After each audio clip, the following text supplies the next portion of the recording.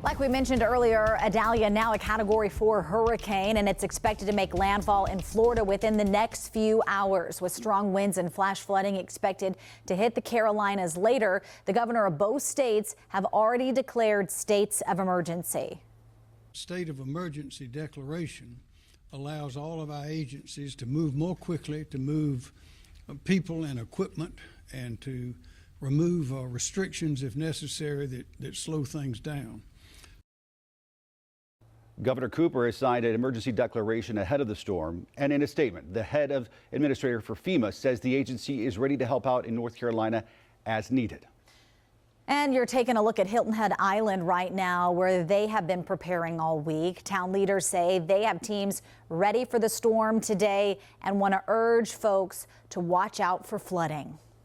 This is really important, especially tomorrow night. Wednesday night at 10 o'clock when we're experiencing king tides, and then we're expecting a surge 2 to 4 feet above that. That is a lot of water, and we got to make certain that we're not on the roads, not in the way, not out there putting ourselves in danger. Now let's go to live pictures right now from Charlotte Motor Speedway, where folks evacuating the hurricane will be pouring in throughout the day. The grounds are going to be open for anybody along the East Coast who had to evacuate, and that could be a lot of people. RVs, trailers, and more will also be allowed to stay there on the grounds, and there will be bathrooms for those folks to use.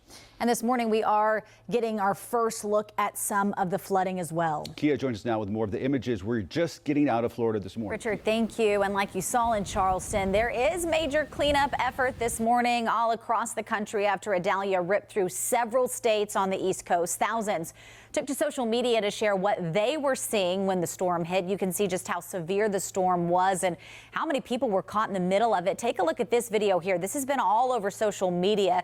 This was taken in Charleston yesterday afternoon. You can see how powerful the winds are, just picking up that car there and throwing it across the highway. Police say 2 people were hurt, but thankfully they're going to be okay.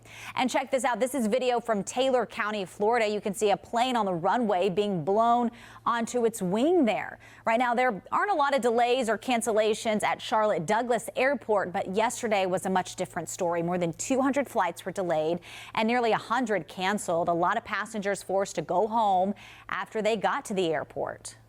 Idalia, whatever her name was. I'm not sure what the hurricane name was, but she was very inconvenient.